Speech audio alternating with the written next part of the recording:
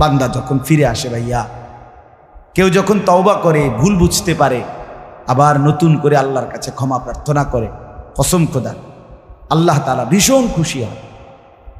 হাদিসে আছে আল্লাহর কোনো বান্দা যখন তওবা করে, আল্লাহ তখন ফেরেশতাদেরকে বলে, আমার ফেরেশতারা 7 আসমান আর জান্নাত সাজিয়ে দাও। ফেরেশতারা জান্নাত সাজায়, আসমান সাজায়। ফেরেশতারা ডেকে বলে, রব্বুল আলামিন কি হলো যে কারণে আসমান সাজাইলেন, জান্নাত সাজাইলেন?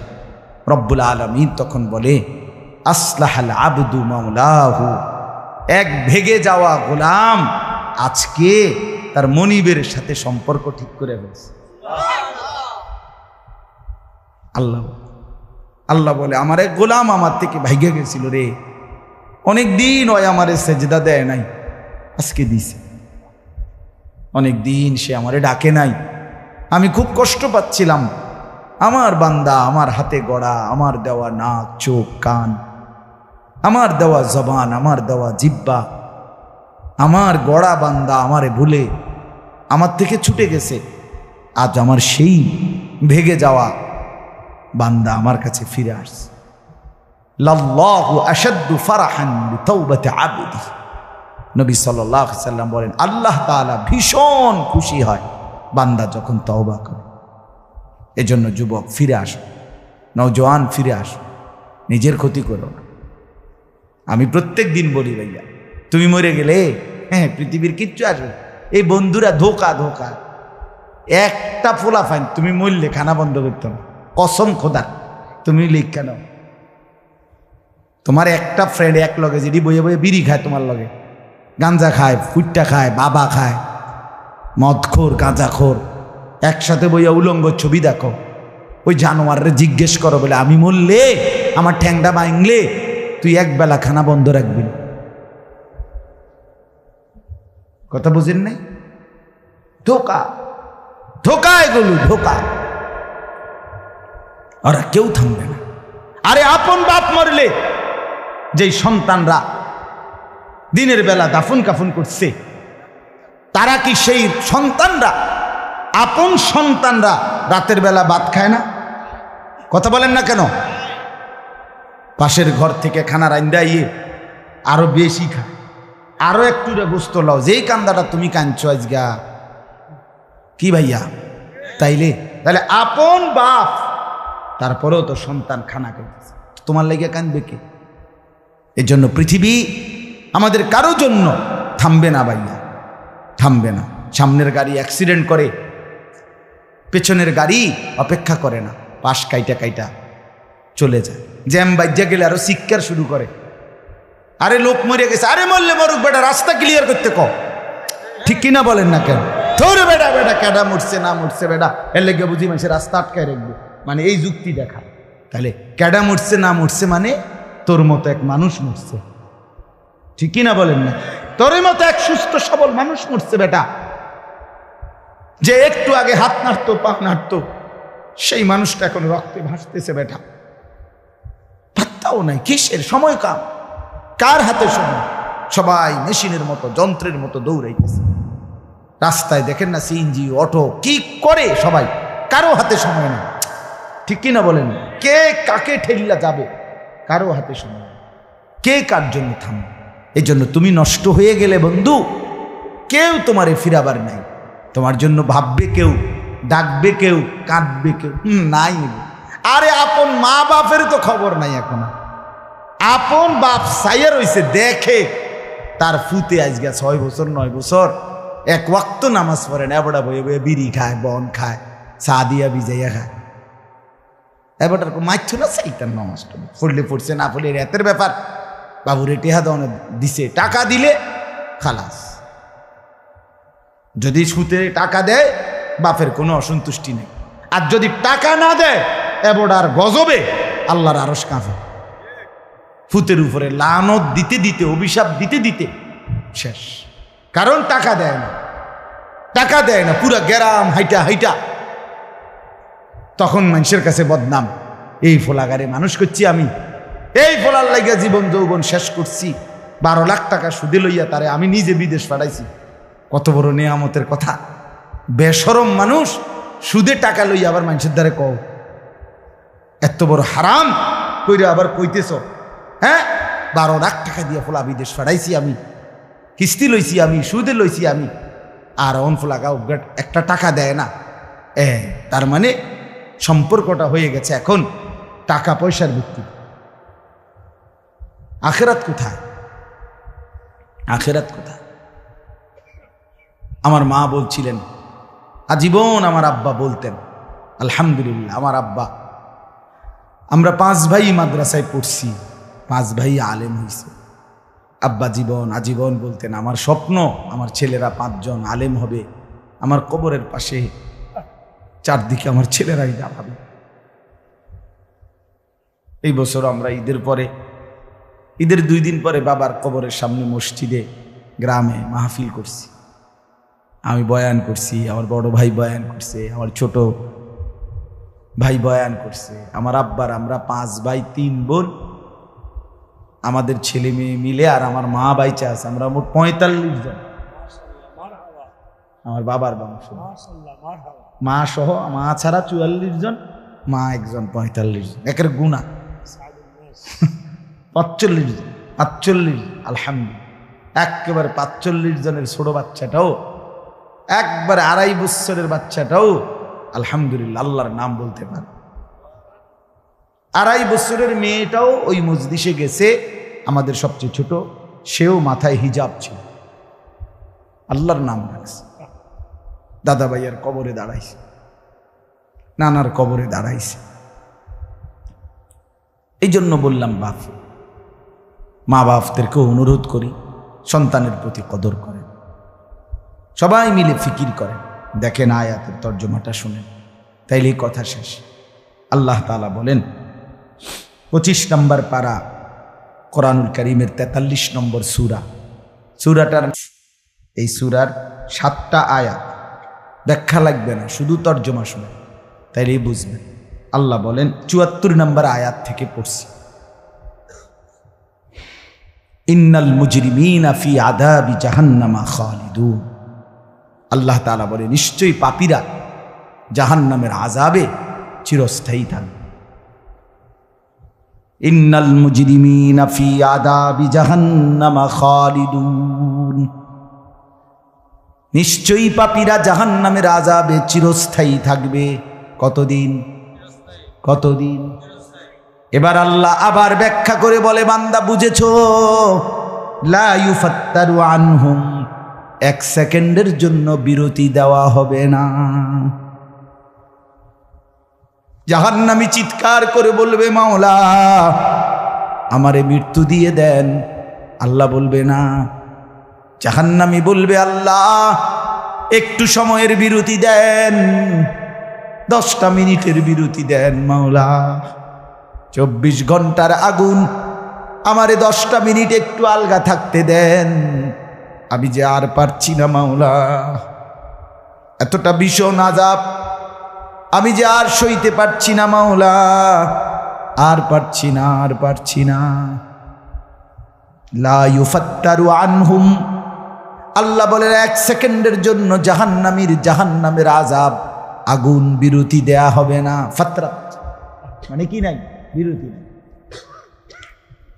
আহুম ফীহি মুবলিসুন, এরপরে আল্লাহ বলেন জাহান্নামী এই দীর্ঘ 24 ঘন্টা অনন্তকাল আযাবের মধ্যে থাকবে। কেমনে থাকবে? মুবলিসুন, বিষণ্ণ হয়ে, উদাস মনে। কোনোদিন চেহারায় 1 সেকেন্ডের জন্য হাসি ফুটবে না, কোনোদিন আর সুখের নাগাল পাবে না। আজ তো বন্ধু রাত কেটে ভোর হয়, ভোর গিয়ে রাত হয়, অন্ধকার আলো হয়, আলো অন্ধকার হয়। যে হাসে সে কাঁদেও, যে কাঁদে আবার সে হাসেও, ঠিক না? কিন্তু রব্বুল আলামিন বলেন ওয়াহুম ফীহি মুবলিসুন, জাহান্নামীর মন, জাহান্নামীর চেহারা বিষণ্ণ, উদাস, সব সময় হাসিবিহীন থাকবে, কোনো সেকেন্ড হাসতেই পারবে না। এবার আল্লাহ নিজে বলবেন মলিন চেহারা দেখে জাহান্নামীকে, জাহান্নামীর চিৎকারে আল্লাহ নিজেই বলবেন ওমা যালামনাহুম, জাহান্নামী নাফরমান, আমি কিন্তু তোর উপরে মোটেই জুলুম করি নাই। আমি রাতও দিয়েছি বান্দা, দিন দিয়েছি, আমি সুযোগ দিয়েছি, সময় দিয়েছি। 8টা বাজে এশার আজান হয়েছে, এখন বাজতেছে রাতের 11:30। তাইলে আমি কিন্তু হায়াত 3.5 ঘন্টা তো দিয়েছি। আর 4 এশার নামাজ পড়তে তো 3.5 ঘন্টা সময় লাগে না? লাগে। আমি তো ফজরের ওয়াক্ত আসার পরে ওয়াক্ত শেষ হওয়া পর্যন্ত প্রায় 1.5 ঘন্টা সময় দিছি। 4 রাকাত নামাজ পড়তে তো 1.5 ঘন্টা লাগে না? আমি তো জোহরের আজান হওয়ার পরে জোহরের ওয়াক্ত প্রায় 2.5 ঘন্টা, 2 ঘন্টা তো দিয়েছি। জোহরের নামাজ পড়তে তো বান্দা 2.5 ঘন্টা লাগতো না? হ্যাঁ। আসরের নামাজ 4 রাকাত নামাজ পড়তে তো 1.5 ঘন্টা লাগে না? তাহলে বলো না বান্দা, আমি কি কোনো জুলুম করেছি কিনা বলো? ওমা যালামনাহুম, আমি বান্দা নাফরমান, আমি কিন্তু তোমাদের উপরে তাদের উপরে জুলুম করি নাই। ওয়ালাকিন কানু হুমুজ জালিমিন। আল্লাহ বলে বরং নাফরমান জাহান্নামী, তুই নিজেই নিজের উপরে জুলুম করেছিস। তুই আমার রাতকে গান বাদ্য আর সিনেমার নর্তকীর নাচ গান আর উলঙ্গ ছবিতে শেষ করে দিয়েছিস। তুই আমার দিনকে গুনাহ, সুদ, ঘুষ আর অবৈধ উপার্জনের পিছনে শেষ করে দিয়েছিস। নিজেই জুলুম। এবার শুনেন, এবার আল্লাহ তাআলা বলে জাহান্নামী, এবার শুনেন আল্লাহ যখন এটা বলবে, জাহান্নামী এই ভীষণ আযাবে একটা বিরতি নাই। এবার জাহান্নামের ফেরেশতাকে ডাক দিবে। জাহান্নামের দায়িত্বে প্রধান যেই ফেরেশতা, ওনার নাম মালিক। ওনার নাম কি? মালিক ফেরেশতা। এই কোরআনে ওনার নাম ডাইরেক্ট এখানে আছে। জাহান্নামী বলবে ওয়ানাদাউ ইয়া মালিক লিয়াকদি আলাইনা রাব্বুক। ওহো, আল্লাহ বলে জাহান্নামীরা, জাহান্নামের ফেরেশতা মালিককে ডাক দিবে, ইয়া মালিক, হে মালিক শোনো না। ফেরেশতা একটু শোনো না। লিয়াকদি আলাইনা রাব্বুক, ফেরেশতাকে বলবে, ফেরেশতা তোমার রব, তোমার আল্লাহকে একটু বলো না এমন কষ্টের আযাব না দিয়ে আমারে চিরতরে একবারে শেষ করে দিতে, আমি যে আর পারছি না। লিয়াকদি আলাইনা রাব্বুক, বলো না ফেরেশতা, তোমার মাওলাকে বলো না, তোমার রবকে বলো না আমারে একদম শেষ করে দিতে, আমারে মৃত্যু দিয়ে দিতে, আমি যে আর পারছি না। কেমনে সইব এত গরম, কেমনে সইব এত আযাব? ফেরেশতা তখন বলবে ক্বালা ইন্নাকুম মাকিসুন। ফেরেশতা বলবে না, নাফরমান পাপী, এই জাহান্নামী তোকে অপেক্ষা করতে হবে, মৃত্যু হবে না। আল্লাহ বলবেন লাকাদ জিনাকুম বিল হক, আমি তো বান্দা সত্যের বাণী, সঠিক বাণী বারবার তোমার কাছে নিয়ে এসেছিলাম। একবার বেলায়েতুল্লাহ বলছে, একবার আনিসুর রহমান বলছে, বারবার বারবার বারবার আমার কত বান্দা দিয়ে, কত ইমাম, কত খতিব, কত আলেম, কত বুজুর্গ দিয়ে আমি তো সত্যের বাণী, কোরআনের বাণী, এই জাহান্নামের কথা বারবার তোর কাছে বলাইছিলাম বান্দা। ওয়ালাকিন্না আকসারাকুম লিল হাক্কি কারিহুন, কিন্তু তোমরা তো অধিকাংশই আমার সত্যের আহ্বান, আমার কোরআনের আহ্বানকে অপছন্দ করেছ। পাত্তা দিস এত বাদ দিস হুজুর রাইতান কইবই মাতিস, তাই আছে না এমন বেত্তমিজ লোক, কথা বলে না? অনেক বুড়া মানুষও আছে, অনেক বুড়া মানুষ। আর রাখো হুজুররা যত কয় এত না, কিছু কইতে লাগলে বাড়াইয়াও কয় বেটা হুজুররা বেটা, কথা বলেন না কেন? হ্যাঁ, আরে রাখ আল্লাহ ভরসা বেটা, আল্লাহ ভরসা কিতা, আল্লাহ ভরসা কিতা মানে আল্লাহ কি, আল্লাহ কি হিসেবে ভরসা আমি এটা আবার বুঝাই এখন। আল্লাহ বলছে বান্দা তুমি বিড়ি খাইতে থাকো আমি ভরসা, হ্যাঁ এমনি আল্লাহ কইছে নাকি? তুমি টেলিভিশনে নাচ গান প্রত্যেক দিন বিকালে নর্তকী দেখো আমি ভরসা, এটা নিয়ে আল্লাহ কইছে। তো আপনি কিতা কইলেন কি আল্লাহ ভরসা কিতা, কি বুঝাইতে চাইলেন? হ্যাঁ, আল্লাহ ভরসা মানে কি? মানে আপনি গুনার উপরে মৃত্যু পর্যন্ত টিকে থাকবেন আর আল্লাহ ভরসা, এটাই না? নবী সাল্লাল্লাহু আলাইহি সাল্লাম সুপারিশ করবেন মানে কি? নবীজি সুপারিশ করবেন এই কথার অর্থ কি? এই কথার অর্থ এই যে উম্মত তুমি বিড়ি সিগারেট মদ জুয়া চুরি ডাকাতি জিনা ব্যভিচার নাচ গান সুদ ঘুষ তোমার যে দুর্শল্যে কুলায় মৃত্যু পর্যন্ত শেষ মুহূর্ত পর্যন্ত তুমি করতে থাকো, আমি সুপারিশ করে করে তোমার বেহেশতে দিব, এই তো অর্থ না? তো কি তা আপনি বলেন আমারে কি আসলে কি? আরে মুসলমান খুব বেশি খামখেয়ালি, খুব বেশি খামখেয়ালি।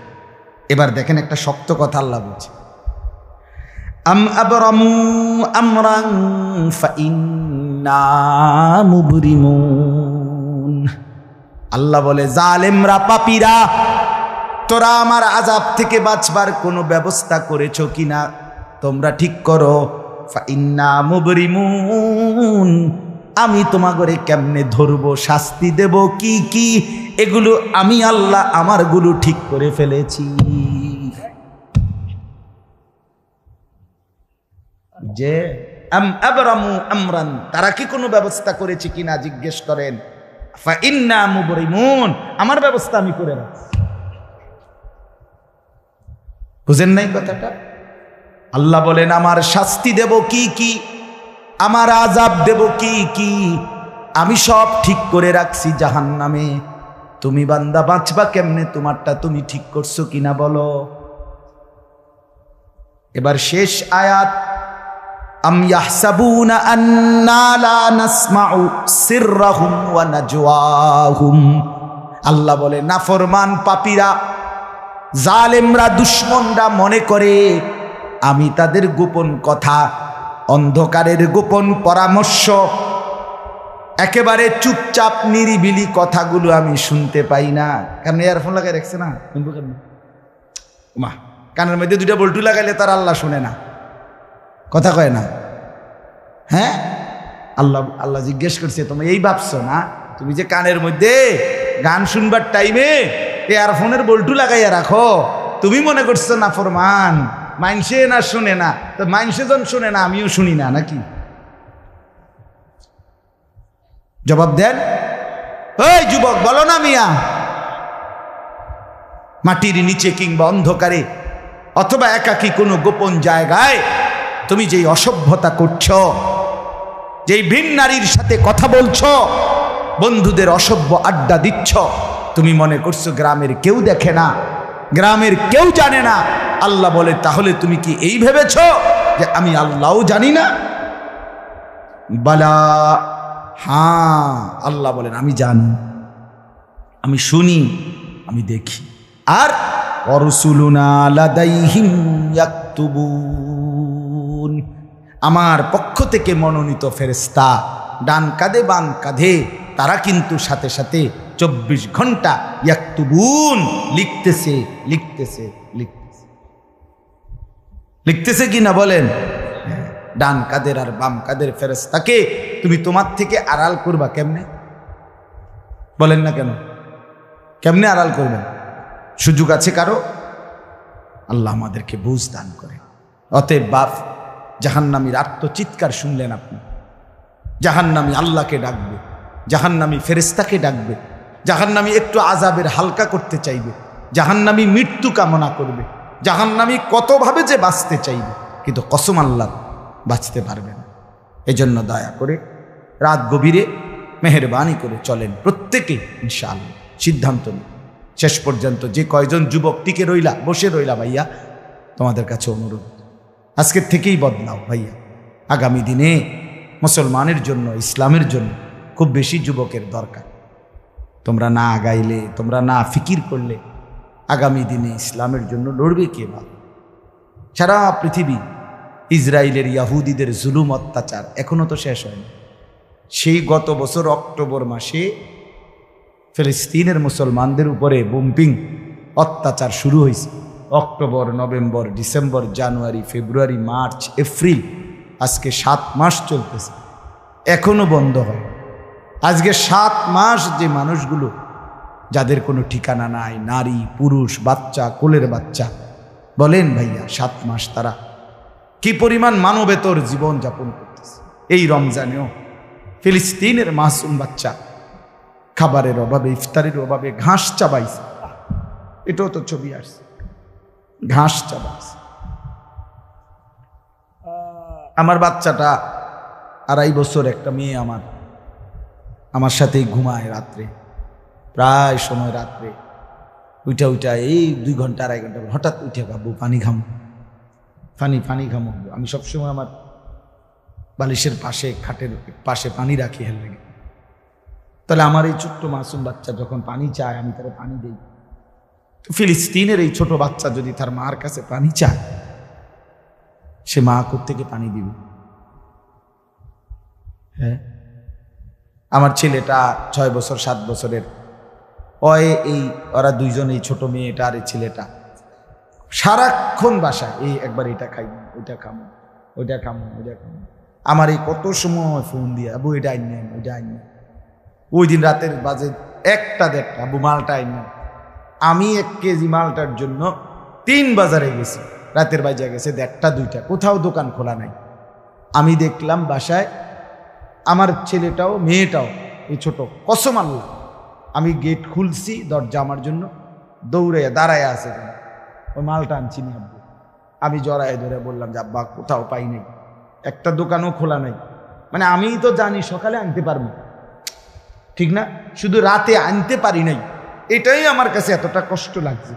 তো যেই বাবা, যেই মা ওই মাসুম বাচ্চাদেরকে আজকে 7 মাস খাবার দিতে পারে না, ওই বাচ্চাটার কি হাল, ওই বাবার কলিজার কি হালাত। এমন পরিণতি যদি আমাদের হয়, এমন পরিণতি যদি তোমার ছেলের বেলায় হয়, বলো যুবক, তোমার বিয়ের পরে থেকে যদি শুরু হয়, তোমার বাচ্চা হওয়ার পর থেকে যদি শুরু হয়, তখন কি হবে? এজন্য আল্লাহকে নারাজ না করো, আল্লাহকে নারাজ না করো। দয়া করে ফিরতে চাই, আমরা ফেরাইতে চাই, নিয়ত করি ইনশাআল্লাহ। ঠিক আছে না? ইনশাআল্লাহ নতুন করে ভাবো, সবাই একসাথে ভাবা পারবা না। যেই যুবকদের ফিকির আছে, বুঝ আছে, দিমাগ আছে, তুমি নামাজ পড়ো, ইনশাআল্লাহ ভালো হবে। তুমি মোবাইল প্রয়োজনে ব্যবহার করো, যার যেটুকু প্রয়োজন এটুকুই বলো। শুধু শুধু নারীর ছবি, নাচ, গান, অস্থির দৃশ্য কোনো দরকার নাই।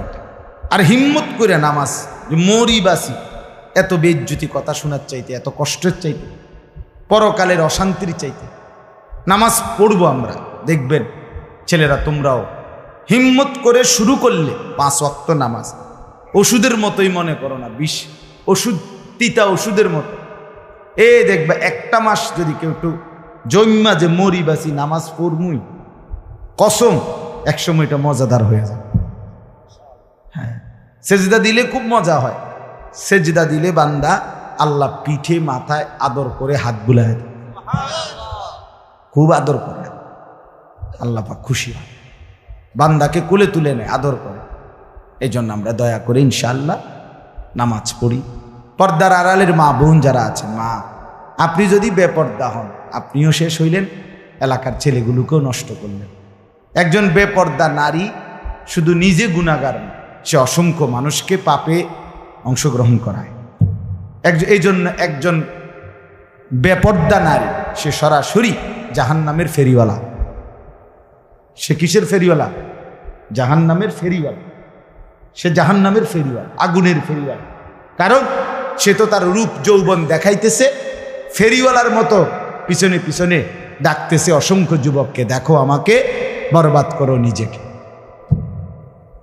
বরবাদ করো নিজের চরিত্র, বরবাদ করো নিজের কবর, বরবাদ করো নিজের আখেরাত। তাহলে সে গুনাহের ফেরিওয়ালা, সে জাহান্নামের ফেরিওয়ালা, সে অসভ্যতার ফেরিওয়ালা। এজন্য একটি সমাজের মধ্যে সবচেয়ে নিকৃষ্ট বেপর্দা নারী, বেপর্দা নারী। আল্লাহ তাআলা আমাদের মা বোনদেরকেও হেফাজত করে। আজকের মাহফিল যে যুবকরা সাজাইছে, আল্লাহ তাআলা সমস্ত নওজোয়ানদেরকে কবুল করে। বাস্তবতা হইল আসলে 4-5 মাস, মেন শীত সিজন 4 মাস 5 মাস।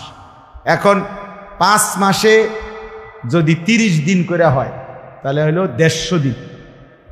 যদি প্রতিদিন 2টা করে মাহফিল দিতে হয়, দেওয়া যায়, তাহলে 300 মাহফিল মনে করে। এখন মাহফিলের কাগজ আমার গাড়িতে এখনো আছে, মনে মনে কমপক্ষে 1,500-2,000 এটি আমরা ফোরে রয়েছে কাগজ, ব্যাগ ভরা এতটি কাগজ। আর আমি কি করতে পারি, কেমনে দাও, কিভাবে দাও এগুলো? আচ্ছা, সারা বাংলাদেশ তো নবীনগরকেই বলে, ঠিক না? বাংলাদেশ মানে তো নবীনগর।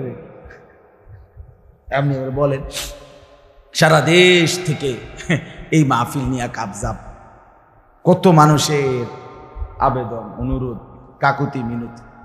এরপরও আমাদের এই মুফতি বেলায়েতুল্লাহ সাহেব এবং আমাদের এই নবীনগর এসআর মসজিদের ইমাম মকবুল ভাই, মৌলানা মকবুল সাহেব, এরা সবচেয়ে বেশি মাহফিলেই কম না। আলহামদুলিল্লাহ, আমি চেষ্টা করছি, ওনাদেরকে অনেকগুলো মাহফিল দিছি, আরও দেওয়ার ফিকির আছে, কিন্তু আসলে সময় একদমই অল্প। মূলত খুব বেশি ডেট নাই, কুলাম যায় না, এই জন্য এই সময় দিতে হয়েছে। ওই ভাই ইমাম সাহেব অনেক অনুরোধ করছে, আমারও মনে আছে, ওখানে বারবার বেশি অনুরোধ করছে।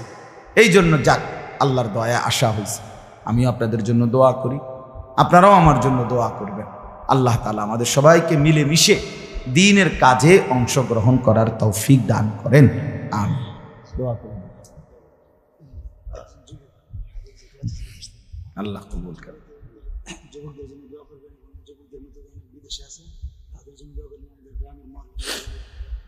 অনেক কষ্ট করে প্রবাসী যে বিদেশি ছেলেরা, আমি নিজ চোখে দেখি। এইবারও আমি উমরায় গেছি, যে রমজানে, এই রমজানে আমি প্রবাসী ভাইদের রোমে রোমে গেছি, বয়ান করছি। 12 জন, 14 জন, 16 জন, 20 জনের রুমে হালাকা। এবার বেলায় ওই যে হালাকা কাকিয়া, ওখানে গিয়েও বয়ান করছি। এবার এই আমগো প্রবাসী বাংলাদেশি ভাই, আর এই অনেক কষ্ট করে, 12 ঘন্টা 14 ঘন্টা ডিউটি করে। হ্যাঁ, এরপরে আপনার এই ছোট্ট একটা রুমের মধ্যে 14 জন 16 জন একসাথে ঘুমায়, নিজেরা রান্না করে খায়, নিজেরা। ঠিক আছে, কথা হবে ইনশাআল্লাহ। হ্যাঁ, এই জন্য এরা অনেক কষ্ট করে। এই কসবার এক ছেলে, আমি এক মাস এবার আমার এইবার রমজানে জড়ায় ধরা আমার কানছে অনেকক্ষণ, বিদেশ মক্কায়। ছেলেটা আমারে বলতেছে, হুজুর আমি 8 বছরে আজকে বিদেশ করি, এই 8 বছরে কোনোদিন এই বিদেশে একজন ভালো ডাক্তার কোনো শরীরে কোনো রোগ সুখের জন্য দেখাইনি। কয়েকজন ডাক্তার যদি দেখাই, তাহলে হেরার যে ওষুধ টষুধ দিবে আমার 15-20 হাজার টাকা চলে যাবে খরচ। তাইলে আমি বাড়ির টাকাটা পাঠামু কেমন? এই জন্য ব্যথা বেদনার একটা ট্যাবলেট খাইয়া পইরা থাকি হুজুর, আর এই কলজার মধ্যে জমাইয়া টাকাগুলো সব বাড়িতে পাঠায়। ছেলেটা আমারে খুব কাঁদছে, আমার পোলাটার কথা মনে হয়। সে আমারে বলছে, হুজুর আমি আজকে 8 বছরের কসম আল্লাহর, এই মক্কায় বলতেছি, সুখ নিজের আনন্দ বলতে কি জিনিস আমি আজকে 8 বছরে কোনোদিন দেখিনি। সবটা দিয়ে দিছি পরিবারের জন্য, মানে বাড়িতে, শুধু কোনো রকম মানবেতর, কোনো রকম মানে কোনো রকম জিন্দিগিটা কাটাই, বিদেশে পড়ে আসি আমি। কিন্তু এরপরে বাবা, এতটা কষ্টের টাকা পাঠাবার পরে যেই স্ত্রী, যেই বিবি বাজারে বাজারে ঘুরে, বেপর্দা ঘুরে, মোবাইলে সারা দিন রাত পড়ে থাকে, স্বামীর পবিত্র আমানত, নিজের ইজ্জত, নিজের সতীত্ব নষ্ট করে, পরকিয়া, ভিন কোনো পুরুষের সাথে অবৈধ কোনো সম্পর্ক করে, তার মতো অসভ্য, নির্লজ্জা, বেহায়া, অসভ্য নারী আল্লাহর জমিন আর কেউ হইতে পারে না। তোর জন্য বেটি, তোর ছেলেটার জন্য, বাচ্চাগুলোর জন্য এই ছেলেটা, এই পুরুষটা আজকে 6টা বছর, 8টা বছর, 12টা বছর বেটা বিদেশের জমিনে পড়ে আছে, আর বিনিময়ে তুই নিজের জিন্দেগি নষ্ট করে দিলা, স্বামীর পবিত্র আমানত নষ্ট করে দিলা তুমি। এই জন্য দয়া করে আমার কথাটা যদি একটু শক্ত হয় মাফ করে দিয়েন আমার, কিন্তু প্রবাসীর বিবিদেরকেও বলি, বোন দয়া করে নিজের ইজ্জত আব্রু সতীত্ব, নিজের চরিত্রের হেফাজত কষ্ট করে হলেও, আপনার জন্য স্বামী বেচারা কষ্ট করে, আপনিও তার জন্য কষ্ট করেন, মিলেমিশে সবর করিলে, চরিত্রের হেফাজত করিলে একদিন দুইজনই জান্নাতি হবে। ছেলেরা যারা তোমাদের বাপ বিদেশ, তোমরাও ভাইয়া একটাবার দেখে আইসো কি কষ্ট করে। এই জন্য দয়া করে কষ্টের এই রক্ত পানি করা টাকা শুধু শুধু মোবাইল টিপ্পা, উলঙ্গ ছবি দেখা, নর্তকীর নাচ গান দেখে ভাইয়া নষ্ট করো না। এত বড় জুলুম বাপের উপরে কইরো না, আল্লাহ সইবেন। এত বড় জুলুম কইরো না, একদিন তুমি কষ্ট পাইবে, একদিন তোমার উপরে এই মুসিবত আসবে। আল্লাহ আমাদের ছেলেদেরকেও হেফাজত করেন। মসজিদের কাজ আমি নিজেও দেখছি, আলহামদুলিল্লাহ মসজিদের কাজ চলতেছে। দয়া করে সবাই মিলে মসজিদের দিল খুলে দান করবেন। মনে রাখবেন হাদিসের মধ্যে আছে, আল্লাহ নবী সাল্লাল্লাহু আলাইহি সাল্লাম বলছেন, ইসরাফিল যখন ফু দিবে কিয়ামতের দিন সব কিছু ধ্বংস হবে, হবে কি না? কথা বলেন না। ইল্লাল মাসাজিদ, নবীজি বলছে মসজিদ ব্যতীত। ইসরাফিল ফু দিলে আসমান জমিন চন্দ্র সূর্য ঘর বাড়ি দালান বিল্ডিং পাহাড় নদী সব চুরমার হয়ে যাবে, মসজিদ ভাঙবে না। বোতলে মসজিদ কি হবে? ইয়াযম্মু বা'দুহা মা বা'দ, এক মসজিদ আর এক মসজিদের সাথে লাগবে, মিশবে আর কি। মিশা সব মসজিদ কাবা ঘরের সাথে মিলবে, একসাথে আল্লাহর ঘর কাবা সহ একসাথে সবগুলো জান্নাতে চলে যাবে। এরপরে এই জন্য মসজিদের দান যে করলেন, আপনি মসজিদে টাকা পয়সা দান করলেন, যে এই মসজিদটা আপনি বেহেশত থেকে দেখবেন। আর এই যে আমরা গ্রামের মসজিদ, বুঝলেন? এই জন্য মসজিদের দান শেষ হয় না, মসজিদের দান কি হয় না, শেষ হবে না। আপনি দিয়ে যাবেন, এ আগে দিছেন আবার দিবেন, সামনেও দিবেন, ঠিক আছে ইনশাআল্লাহ। সবাই সহযোগিতা করেন। ভবিষ্যতেও ছেলেরা তোমরা নিজেদের এই মাহফিল আন্তরিকতার সাথে মিলেমিশে চালু রাখো, চেষ্টা করবা। আমরাও যদি কখনো আবার সুযোগ পাই আসার চেষ্টা করব। আরও ওলামায়ে কেরাম বেলায়েত ভাইয়ের সাথে কথা বললে ফিকির করে দেবে ইনশাআল্লাহ, চেষ্টা করে দেবে। আল্লাহ তাআলা সবাইকে কবুল করে। আলহামদুলিল্লাহ।